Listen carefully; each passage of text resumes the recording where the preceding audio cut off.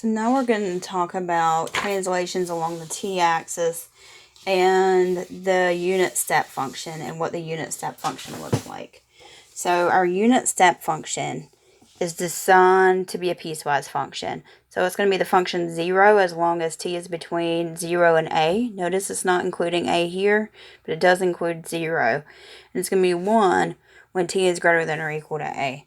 So this is kind of a special function because what it does is it turns on a piece of the function and then it turns off of a piece of a function at a certain point in time. So I want you to think about that when it's 0, it's turning the function off. And then when it flips to 1, it's going to turn the function on. And we're going to think about this t in terms of time. So at our time, let's just throw some numbers in there so we can get something a little bit more concrete.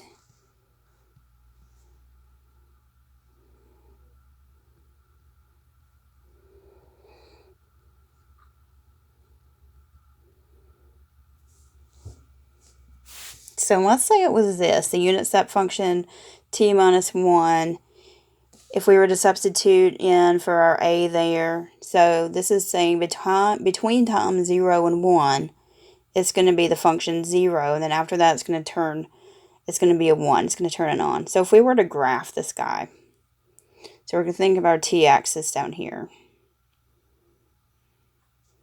So this would be 0 up to 1. And then it's going to be 1 from there on. So that's what this guy would look like. So what's interesting about the unit step function is that this is actually kind of used in engineering a lot. Think about some kind of mechanical,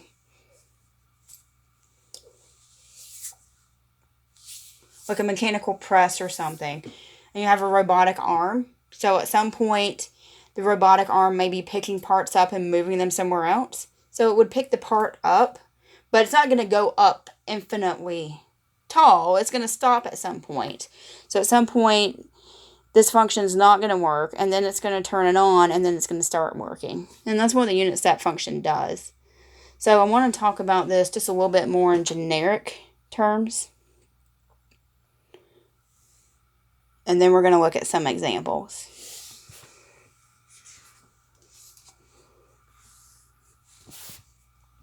So let's consider a function. Let's consider f of t is equal to 2t minus 3. If we want to turn off the graph of f for a certain time, let's say we want that time to be between 0 and 1, then we can write this as 2t minus 3 times that unit step from t minus 1. And we could rewrite this in terms of a piecewise function, where this is going to take on specific values. So let's write it in terms of f of t as a piecewise function. So it's going to be the function 0 as long as t is between 0 and 1. But as soon as we flip to 1, it's going to turn this guy on. So then we would say that graph of 2t minus 3. So graphically, if we were to think about what that would look like. So 2t minus 3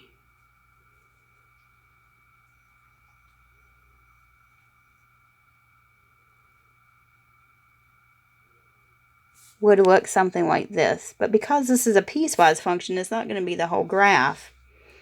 At 1 is where this graph exists. So really just this piece of our graph exists. So I'm going to erase the rest of it.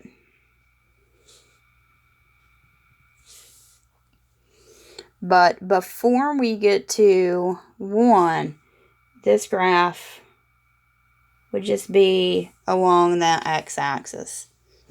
So that's what we're modeling here. When are we going to turn this piece on, or a piece of the function on? So let's talk about some generalities. So in general, if we have a function f of t, u of t minus a, that function is going to be off. So it's going to have a value of 0.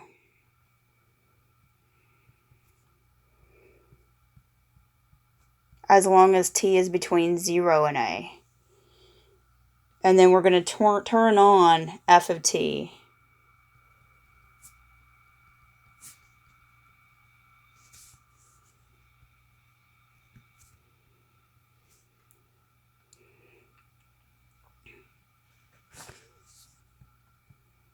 When t is greater than or equal to a. So then what if we were to change that up a little bit? So let's say we had a function that piecewise would look like this. G of t, as long as we are between 0 and a. And then h of t, as long as t is greater than or equal to a.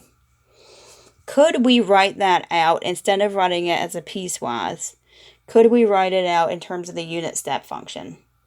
So let's think about what that guy would look like. So we want this guy to be on in the beginning. So that's on in the beginning. But at A, we want to turn this off, and then we want to turn this guy on. So if I want to turn this piece off, I need to subtract it. So that's going to take me back to 0. But that's going to happen once we get to A. So that's what this piece is saying. So that's going to take me back to 0, but I don't want to go back to 0. I want to go to h. So then let's just add h of t here. And recognize that this is going to come on once we hit A. So we can take a piecewise function and we can write it in terms of the unit step function. Let's do another one. This takes a little getting used to. Let's say we have f of t is equal to 0 in the beginning. G of t, as long as t is between a and b. And then back to 0 once we get past b. Could we write this as one piece in terms of that unit step function instead of 3 pieces? So let's think about what this looks like. So in the beginning it's 0, right? So we could just say 0. We're just going to use that as a placeholder. And then we could actually think about it in terms of what we did in the last one. So then we could think about subtracting 0 once we hit A. Now, keep in mind, this is kind of unnecessary because it puts us at 0, but just so you can see the model that we have above. And then we want to go from 0 back to g of t, or up to g of t, rather. And that's going to happen once we hit A. So we're turning it on at A. That's what this guy's saying.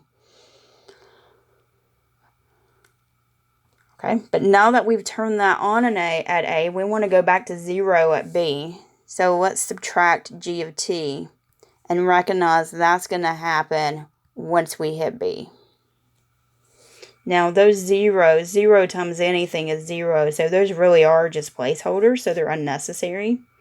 So then we could rewrite this as g of t unit step, t minus a. That's going to turn g of t function on once we hit A.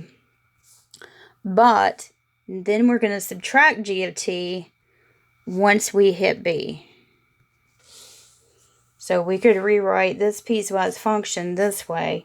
Now notice these have a g of t in common, so if we wanted to, we really could factor that guy out. And think about it this way.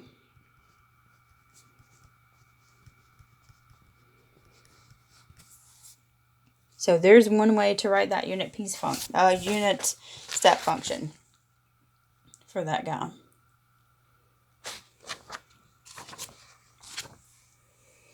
Let's do another one. Let's look at example 5. We want to take this and we want to express this in terms of that unit step function. So what is this guy going to look like? So here's what we're saying. We're starting out with this function. That's going to happen between 0 and 5. But once we hit 5, we are bouncing back to 0. So in the beginning, it's going to be 20t.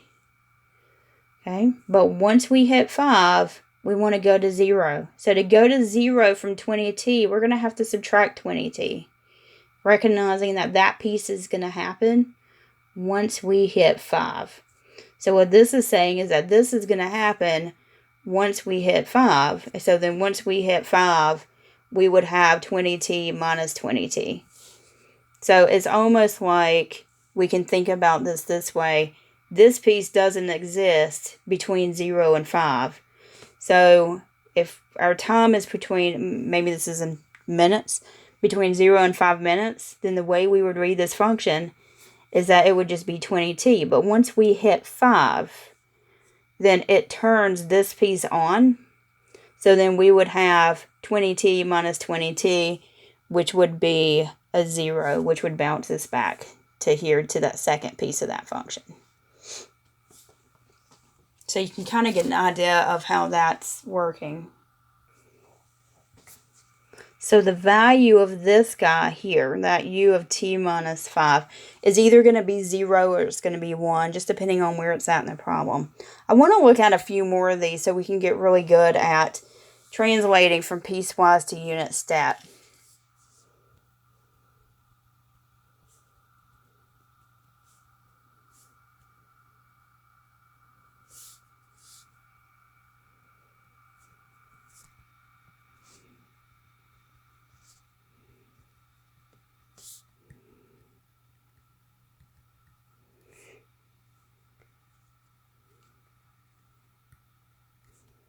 So let's do a few more.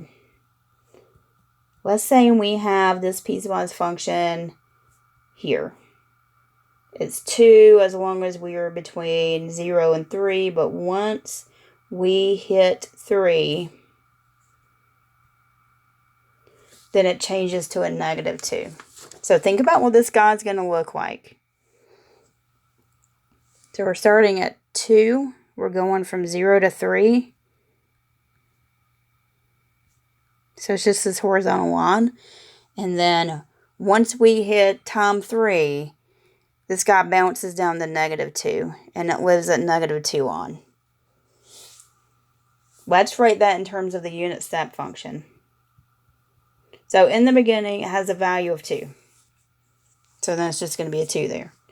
Now, we want to go from here to here.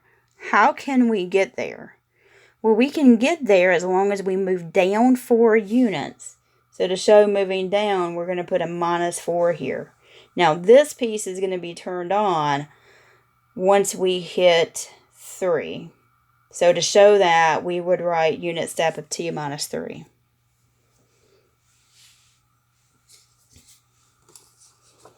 Let's do another one. Let's say we have f of t is equal to 0 as long as t is between 0 and 1. And then t squared as long as t is greater than or equal to 1. So if we were to think about what this guy looks like, it's just a normal piecewise function. It's going to be 0 between 0 and 1.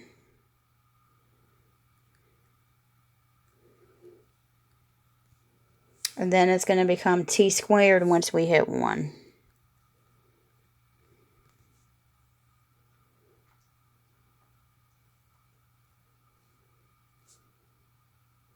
So then that's when it turns that quadratic piece on. So let's model this. So in the beginning, we had a value of 0. So we're starting down here. And then to get to this piece, we're going to have to add. So we're jumping up t squared units.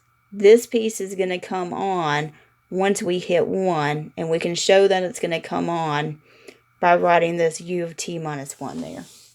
So it lets us know it's turning that piece on.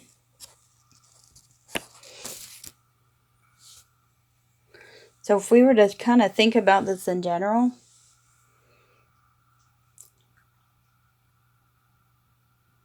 if we have f of t to be defined this way, where it's 0 between 0 and a, and then it moves to some kind of function, I'm going to call it t minus a here, where t is greater than or equal to a. Then we can rewrite this in terms of f of t minus a times our unit step of t minus a. So we can almost think about this in terms of a shift along the t-axis. Because we replace that t with a t minus a in here, it really just kind of picks that graph up and it's going to move it to the right a units. So if f of t looked something like this, and I replace t with t minus a, remember what that does. Thinking back to 171, it picks that graph up and it's going to move it to the right a units. So then if this is our a,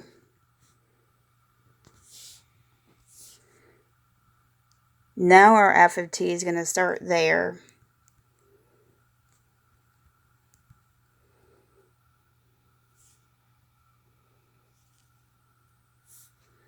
But it's going to be 0 before we get there. So this graph almost doesn't exist here. But it picks up and it moves.